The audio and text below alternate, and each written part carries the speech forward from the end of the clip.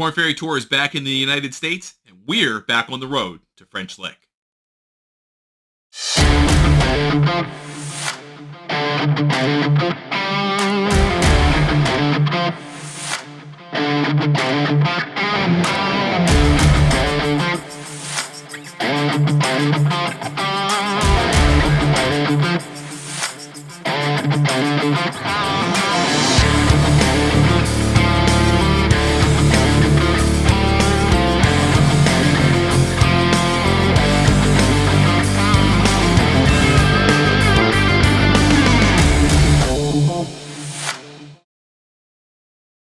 Hi, and welcome once again to the Road to French Lick, a show chronicling the Korn Ferry Tour. I'm Ryan Ballengee. My co-host Brendan Sweeney is out on the road this week at this week's Korn Ferry Tour event, the Club Car Championship, played at the Landings Club in Savannah, Georgia. This is the 7th event of the year on the Korn Ferry Tour schedule. It's the first of the year played in the United States. The first 2 of the year were played in the Bahamas, and the next 4 were played in Latin America with events in Argentina, Chile, Panama, and Colombia.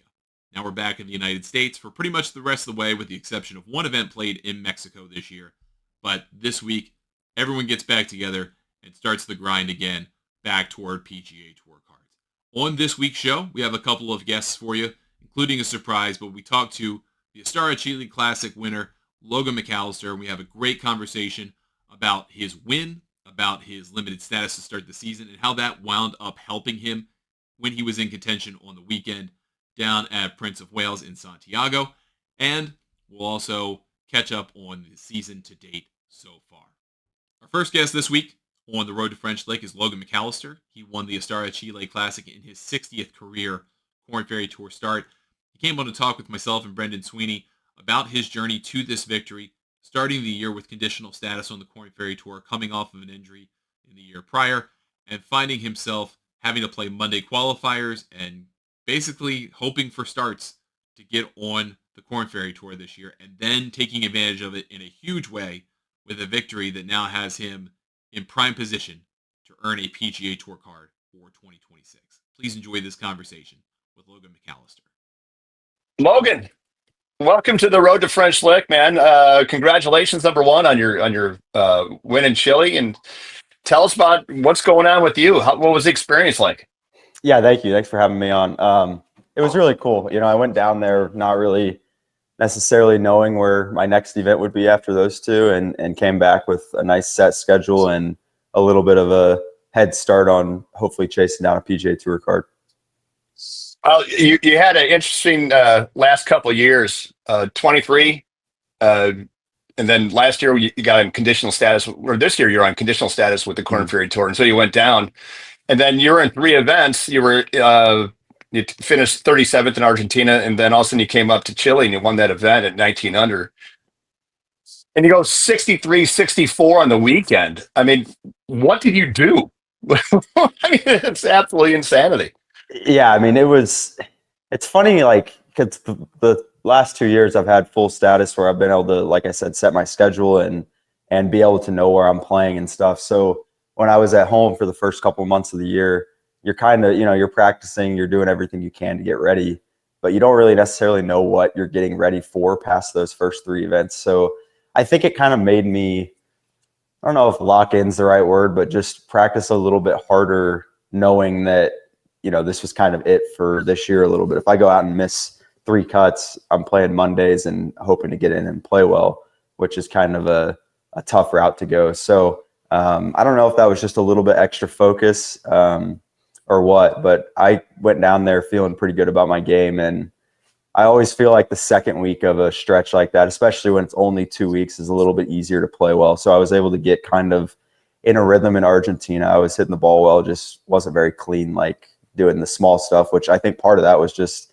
competitive rust. I've played 1 tournament in the last 3 months or whatever when I went to Bogota and Argentina. So, yeah, I think that second week I just it took me a couple days to get going a little bit, but that weekend was probably the 2 best rounds of golf that I've played in a very long time. So, was there some difficulty in trying to stretch out this run that you're on between the 2 stops that the Korn Ferry Tour has in Latin America? All right, you got the back half of that first 2, and you go home and you come back and you got to do the next two. Was that a little awkward to kind of get back into things, knock off that rush you're kind of talking about? Yeah, definitely. I mean, we had a pretty cold, not as cold as you guys up at French Lick, but we had a pretty cold January and beginning of February. So I went and played Mondays. I played the Monday for Panama and Bogota because I didn't know if I would get into Bogota, and then actually played the Mondays for Argentina and Chile like a week later, and then played a couple of the PGA Tour Mondays. So I tried to travel around a little bit, but like I said, I wasn't able to. I was hitting balls indoors, and there's snow on the ground. I didn't get to play any holes. So honestly, that was the toughest part, was that I go down there to Bogota.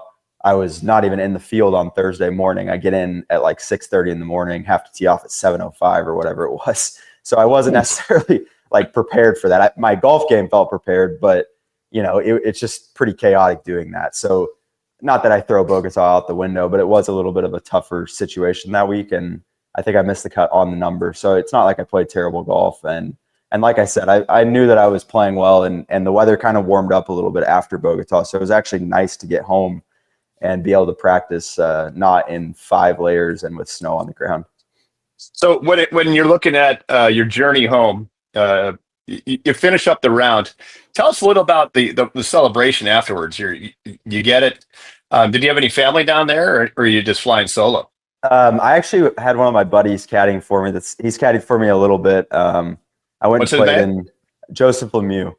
We went Joe to high Lemieux. school. He's a couple years older than I am.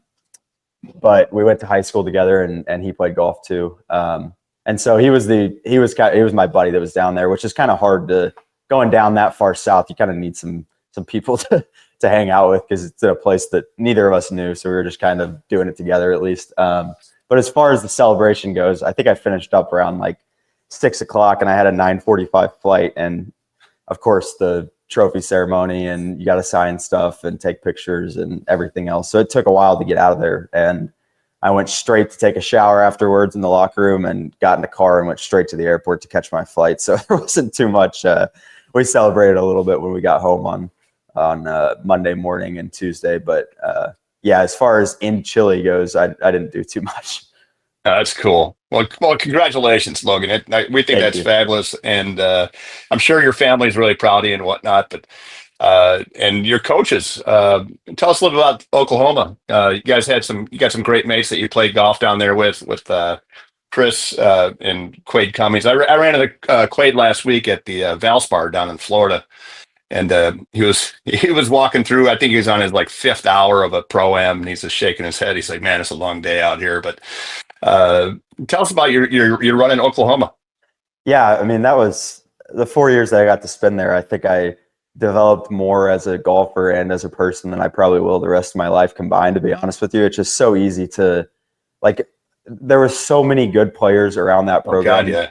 And getting to spend time around those guys, pushing each other to get better. I know they were pushing me to get better. I hope I was pushing them to get better. But yeah, I mean, I'm under the impression that Coach Hibble is the best coach in college golf as far as being able to develop players that, he's never really, like, nowadays it's a little different because they've been good for the last 10 years or whatever. But for a while, he wasn't getting necessarily these top ranked guys, but he was able to find guys that he thought had a really high ceiling and get them as close to that ceiling as he possibly can. And I think he's done a very good job of that. But on the other side of that too, the culture that he's built between all of us is pretty cool, because now I live where Quade does, Chris does, Patrick Welch, who played at OU, Jonathan Brightwell, who played at OU for a year, and then a bunch of the Oklahoma State guys, Austin Eckroat, Victor. There's 10 or 12 guys that are all on PGA Tour, Korn Ferry, or Live, that all play at the same golf course. So I get to spend a bunch of time around kind of the same ideas in college, guys that are going to push me and almost make me get better, because if you can't hang with those guys, then you're going to lose a lot of money in our games, and you're not going to have very much fun going out to play golf every day. Well, the Korn Ferry Tour is actually, I think, making its first stop in Oklahoma at the end of the summer here, right? We played the last couple of years at Jimmy Austin, which was OU's home course. Yeah, got it. And so they switched up to, it's in Tulsa now. That's at Patriot, right? Yeah, exactly. So that's the last event before the Korn Ferry Tour Championship. Is that right? Yep. So did you get the experience of playing Jimmy Austin as a Corn Ferry Tour member? I assume that you did. And what did that week kind of feel like? If is it kind of a homecoming? What does it feel like to kind of have that base, that connection to not only those people but the school, and then have an opportunity to go play a Corn Ferry Tour event?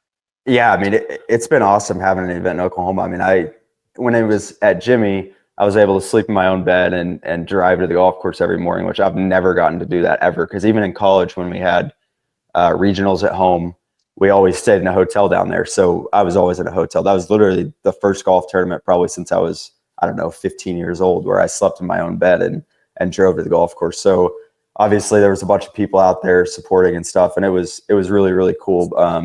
My fiance actually is from Tulsa, so Tulsa will be a little bit of the same vibe, where I know a lot of people that are up there, and yeah, it's cool having events in Oklahoma. I got to go to the PGA Championship that was in 22, and even in 2007 they had a PGA Championship that I remember going to. And people in Oklahoma love golf, and we don't really get the opportunity to have that much professional golf in this state, and it's something that I wish they did a little bit more of. But I'm glad that the Corn Ferry Tour has that on the schedule now, and maybe when they see the amount of people that come out and the support that it gets in Oklahoma and how golf rich this state is, that down the line that there'll be some more events that end up happening.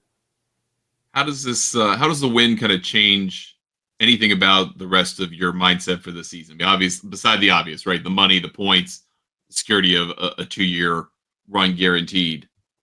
Now that you're not worried about conditional status, how does that change anything that you're thinking about the rest of the way? It's funny because it does change.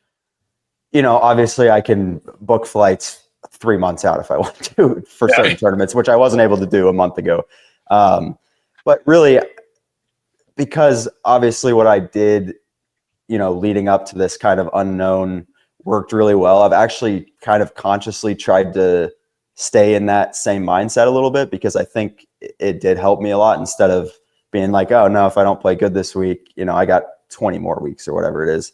I'm trying to kind of stay in that same mindset of, let's go play as good as we can this week and pretend like we don't have another week after this. So my prep the last couple of weeks that I've had at home I've tried to replicate it to what I was doing before going down to Argentina and Chile. So it's changed the logistics a little bit, I think, of what I'm doing. But as far as the actual prep and golf side of it goes, I've tried to keep everything as similar as possible, if not the exact same.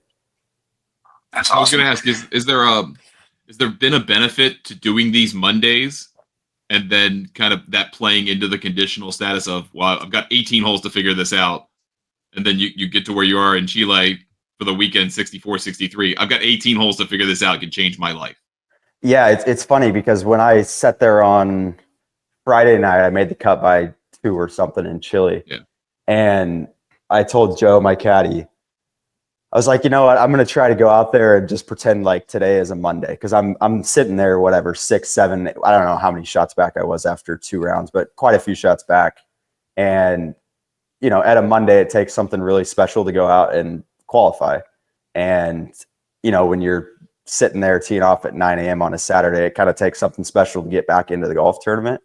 And I don't know if I wouldn't have played those Mondays, that I would have kind of been able to feel what that feels like. I've played Mondays in the past, don't get me wrong, but that was basically all that I had played so far this year. So I think that kind of taught me that, there's probably certain places where that's not a great thing because you play overly aggressive or whatever. But for the specific golf course that we were playing, I think it was a really good thing to just go out there and, hey, we're going to go make 7, 8 birdies or try to make 7, 8 birdies and see what happens. And my game was in the right spot to be able to do that. But I think that is definitely something that going forward, the experience that you gain and kind of just that, you don't necessarily want to be at Mondays. You're playing courses that aren't as good. You're all this stuff. All of that is useful to me going forward. And again, it's something that I wish I wouldn't have had to start the year doing that. But I think long term, specifically for this season, that'll be something that I can kind of draw off of for the rest of the year. We saw this week down in Texas, the Monday qualifiers. Two 62s were shot, and there was a playoff for 4 spots for one. So, I mean, these guys are shooting lights out. Yeah, Mondays are crazy. You go down there and It's like you might go play a golf course that it's blowing like 20 or whatever, and you feel like it's a somewhat not difficult, but not an easy golf course. And you get into the clubhouse and you shoot 66 and you're already done or whatever. You can go ahead and pack your bags and go home. I know. Ryan and I were just talking. It's like, all right, you come out of the shoot, you have a bogey on the first hole. It's like I'm WDing right there. Yeah, exactly. It's crazy. Absolutely crazy. Well, hey, man, we really appreciate the time that you've taken with us. We can't say congratulations enough to you. We look forward to seeing you out on the road. I'll be up in Savannah Tuesday, Wednesday. So I'll look you up and introduce myself to you. Awesome. Any shout outs you want to give? You have any sponsors out there you want to give a high five to? Any long-term buddies or whatnot? Yeah, I have a new sponsor this year that's an OU guy that it's a bond company. It's called McCauley Bonds. He's a Dallas guy. And then Easy Post has supported me since I came out of school. Ping has supported me since I came out of school. And then Bridgestone is the other one that all of those except McCauley, which has been new and has been awesome. Those other three have supported me straight out of school, which is, this is expensive to do this, and you need those supporters, and it's just a logo on the shirt for them, but for me it kind of keeps me going and keeps me in a spot where I can win a tournament at 25 when I don't know where I'm playing the next week. So big shout out to them, and it's been cool to kind of, I wouldn't say I've had that much success as a pro after having a pretty good college career, but the people in my corner, my family, my fiance, my coaches, they've all been there along for the ride and have believed in me, which it takes that to be able to be successful. So I'm thankful for all of that. And, I know that they'll continue to support me, whether I shoot 85 the first round in Savannah or 62. So. Well, Logan McAllister, you're a champion, my man. Congratulations. We wish you the best of luck. And, hopefully we do not see you at the Korn Ferry Championship presented by United Lacing and Finance. But if you do, you got a good place to stay. So Awesome. Take care, man. Thank you. Thank you guys so much for having me on. Starting with this week's Club Car Championship in Savannah, Georgia, the Korn Ferry Tour schedule accelerates quickly, plays more frequently, and quickly comes to a conclusion. Before you know it, we'll be at the Pete Dye course at the French Lick Resort in French Lick, Indiana, site of the Korn Ferry Tour Championship, presented by United Leasing and Finance. So, after the Club Car Championship this week and a week off to have the Masters Tournament in Augusta, Georgia, the Korn Ferry Tour comes back for a run of significant tournaments in a row, with the Lee Com Suncoast Classic in Lakewood Ranch, Florida, then the Veritex Bank Championship played Texas Rangers Golf Club in Arlington, Texas, where Frankie Sapp in the third last year shot a 58. Then the Korn Ferry Tour goes to Mexico for its only non-United States event remaining on the calendar for the inaugural Tulum Championship at PGA Riviera Maya. Then they'll take a week off to come back to the United States and recoup. Then you're going to have the Advent Health Championship in Kansas City, Missouri. The week after that, the Visit Knoxville Open, one of the longest running events in the history of the Korn Ferry Tour in Knoxville, Tennessee. And then you're going to play the UNC Health Championship at Riley Country Club in Raleigh, North Carolina, with sponsorship secured for a multi-year agreement to continue that tournament. Then after that, they go to Greenville, South Carolina for one of the best events on the schedule, the BMW Charity Pro-Am, presented by TD SignX at the Thornblade Club in Greer, South Carolina. Then you have the U.S. Open to get prepared for, and then we're in the heart of the summer. So a lot of events coming quickly. All of the events are very important on the schedule. 500 FedEx Cup points to the winner, $1 million purses in all of them, so $180,000 to the winner. That money may not help you get a PGA Tour card, but is critical to continue funding your career in a lot of these guys' cases, and gives you that extra pep in your step in your bank account to get you to the end of the season. Remember, the top 20 players in the Korn Ferry Tour point standings at the end of the Korn Ferry Tour Championship, presented by United Leasing and Finance, will earn 2026 PGA Tour cards, which will give them a great opportunity to play in every regular event on the schedule in 2026 on the PGA Tour and give themselves an opportunity to qualify for signature events, get in the FedEx Cup playoffs, and potentially play in the major championships in 2026. We were also happy to catch up with Dustin Baber, who is also known to the fun baseball community as the Ginga Ninja. He's played in games against the Savannah Bananas. He's the second baseman for the Party Animals. And Brendan Sweeney caught up with him to talk about everything going on in his life and the fun that they've had at the French Lick Resort in recent memory. So enjoy this conversation with the Ginga Ninja, Dustin Baber.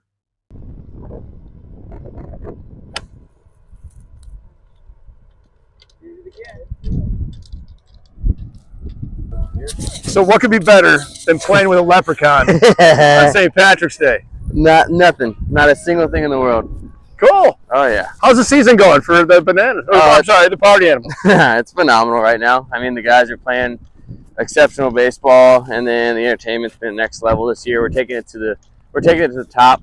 We're pushing the limit on everything from trick plays to social media outputs to just overall celebrations. Doesn't matter. We're just seeing how crazy we can get. Why not? We got one more, 9 more months. So we're gonna see how far we can push it. How's it playing in football stadiums? You guys are converting stadiums, like football stadiums, into baseball stadiums. Old school. Yeah, we got just thinking about it, the atmosphere is completely different. You got like a Coliseum feel where they're all around you, they're really high above you, and it's just a different feeling that we haven't ever had before. And in all honesty, having just now played Raymond James, it nothing compares to it. I mean, we did 43,000 in Philly, we did 37,000 in Houston, I believe, and it's just you can't even compare the two. Well, we're to catch you in Louisville coming up again this year. Oh, absolutely. We got forward to that. We got to make that happen, of course. All right, let's make some putts, baby. Let's do it. That's going to do it for us this week on the road to French Lick. Thank you so much for joining us. Hopefully you enjoyed this preview of the remainder of the season kicking off this week in Savannah, Georgia. We will bring you a show after the Club Car Championship at the Landings Club. We'll recap everything that happened the 7th event of the year, prepare you for the stretch run of events to come on the Corn Ferry Tour, and have a whole lot of fun in the process. For everybody at the French Lick Resort, for Brendan Sweeney, I'm Ryan Ballengee. For everyone at Golf News Net, thank you so much for watching, and we'll see you next time on the road to French Lick.